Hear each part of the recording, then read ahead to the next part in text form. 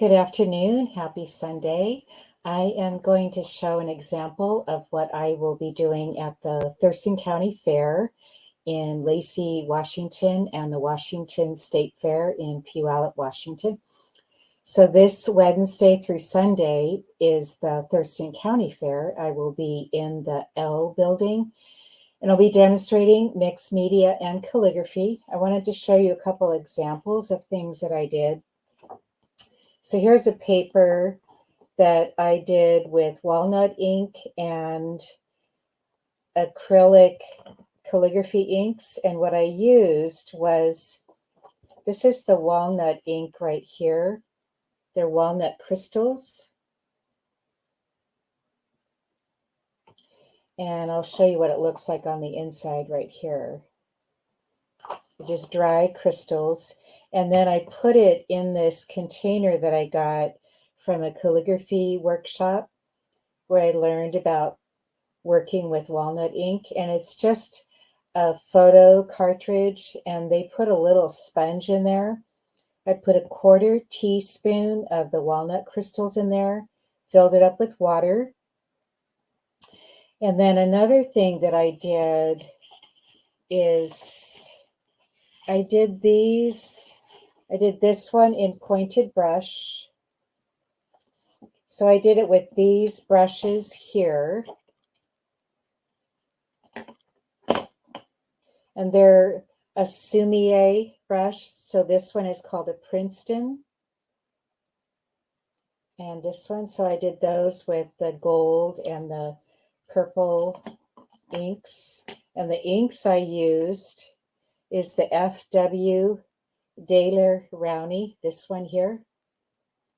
And I mixed it with a little bit of the Amsterdam gold acrylic ink. And then this one I did with a parallel pen. And this is what a parallel pen looks like. It has a steel nib with an ink cartridge, where the first one, when I did it with the walnut ink, I did it with, so this is the one with the walnut ink, and I did it with this one right here. And this one is just a nib, and it has all these layers in it. And this is the holder, and you can take it out and put it in. Now I went to some workshops. You could either dip this, but only dip it to about here, or you could load it with a brush. And that was a little trick I learned when I've done workshops with Randall Haston, where he takes his inks or his paint and he loads his nibs. So that's another way you could do that. So what I'm going to do is I'm going to be demoing with this paper here.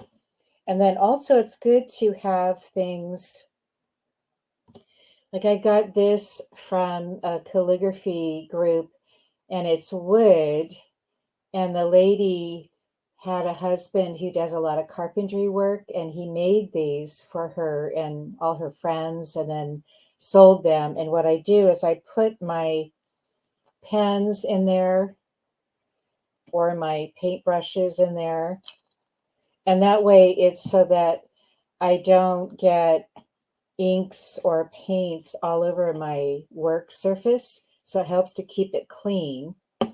Another thing is, this is for soap. And I got this somewhere, I don't remember, but you just put it like this, and it's a little rest for your brushes and your pens also, so that you don't get ink and paints all over, because you want to have a clean work surface. When I start getting into the artistic mode, I forget about being clean, and it's really frustrating to be working on an art project and then you have paint or ink somewhere on your work surface, and you dip your hand in it, and then you dip it on your painting, and then you've ruined your painting. or your calligraphy. So I'm going to just do a little bit of a demo here. And you could see that I have these here. Another thing that I have that I've used that's nice. So I'm going to put my paintbrushes over here, and I'm going to put my pens over here, because you want to be organized when you're working with your surface. So another thing I have is I have an ashtray. My husband used to smoke years ago, and he had all these monogram ashtrays. But it's nice because I don't want to get my ink or my paint on my work surface. So I use the ashtray, and then maybe I'll have a paintbrush and I put it right there, or where the cigarette would normally go, or I'll have my pen and I put it right here. So it's just another way to be organized and to help keep your surface clean. So what I'm going to do is I'm just going to dip. Now this is just some scrap mat that I have from picture framing. It's made by Crescent. But I like to do artwork on it because it is a archival, it's acid free, and it has a little bit of a tooth. So the other pieces that I worked on, this does not have a tooth. So your texture of your lettering is going to come out different. For this one with the tooth, it'll pick up the tooth, and it could look really pretty when you do that. But I'm going to load here because I don't want to get too much ink and then I have one big blob of ink.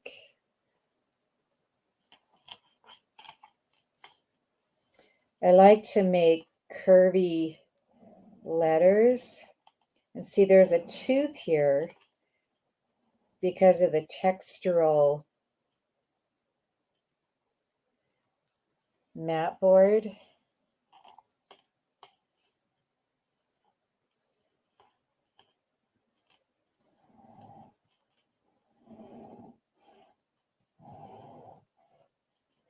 And I'm at an angle, so depending on the angle and the lettering style, could be a 30 degrees, it could be a 40 degrees angle.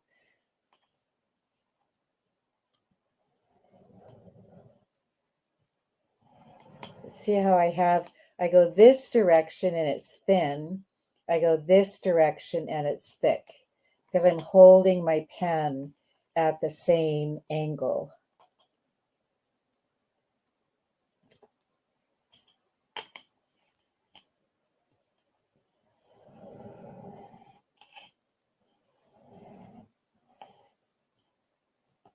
I'm going to show you some books that I collect over the years that are a good source. So this one is a speedball. It's no longer in print, but if you could find them anywhere, they're great books. This one's a 20th edition, and it teaches you all about different lettering styles and angles. And it has all these lists of all these different calligraphers that contributed to this particular speedball textbook. And then the next one, and they're all a little bit different. So here's another one. This is a speedball textbook. This was the next edition. So this one is the 24th edition. And it tells you really good examples about how, like, different inks and paints. Tells you about different styles and all the different books that have been published by Speedball. All the different tools that you could use. You could do calligraphy with brushes, with pens. So I did with this, I did pointed brush. And here is Another one is so many different nibs that you could use. Like here's a blunt edge.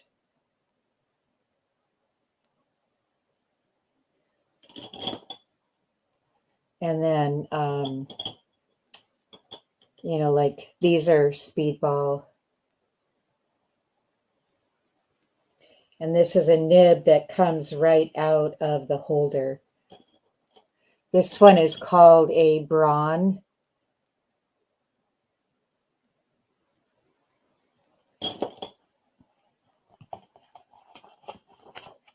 So it tells you, this particular book tells you all about different marks and styles of the speedball nibs,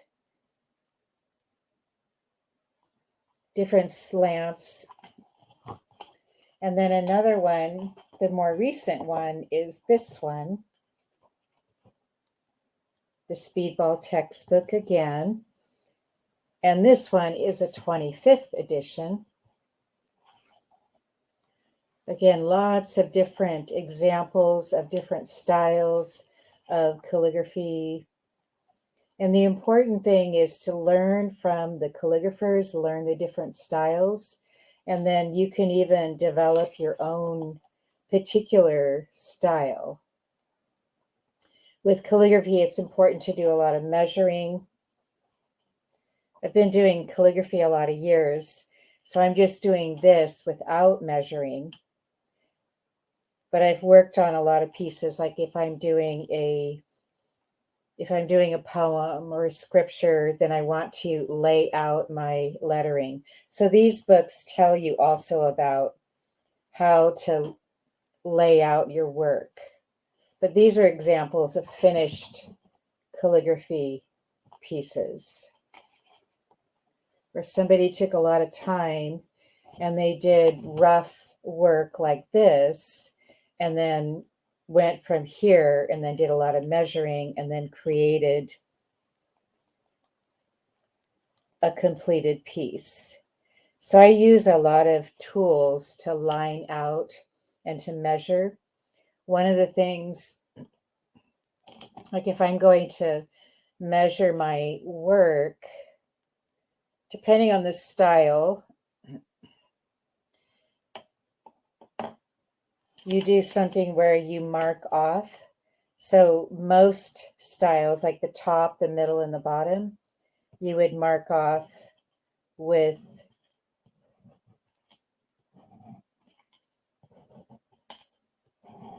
like 5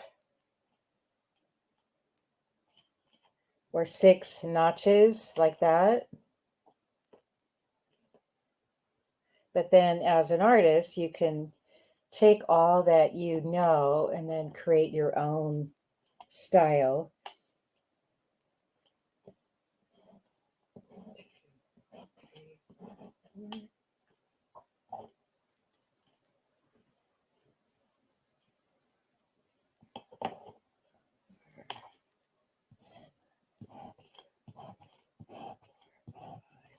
So here I did 4, here I did 5, here I did 6. And when somebody's laying out their lettering, then that will determine the style. So I'm going to do it. I'm going to do an example of that right here. So let's say, or with this one, I did it very tight. But one of the ways is you would lay out your work and you would go like this. So this could be the top half.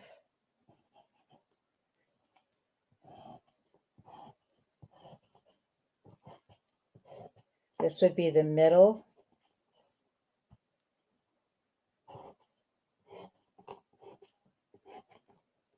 So I have 5, 5, 5 notches. And if I want to make a letter for this particular pen, you could do a large letter. So let's say if I wanted to do something that had, like if I did a G, for instance, I would fill this area right here. And then here's the lowercase g right here. So that's how that would be. And I have 5, 5, and 5 notches. So I have the upper, the middle, and the lower. So this is where the ascender and the descender fills each of those areas. But let's say if I wanted to do a F, I'm going to do it right on top just so you could see the difference. And this is with walnut ink.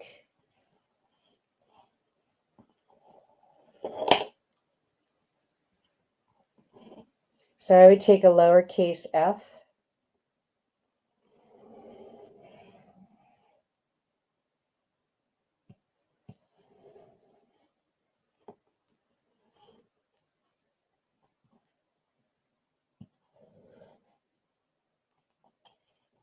and that's another thing you could do with lettering that's really fun.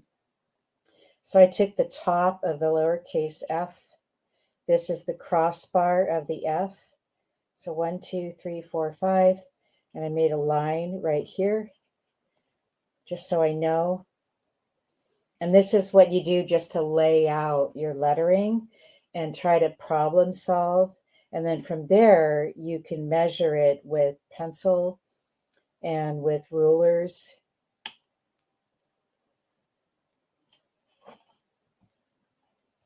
I like to mark my work with watercolor pencil. And when I do the watercolor pencil, then as I'm working with my paints or if I'm working with my inks, then the watercolor pencil will disappear with the inks and the watercolor.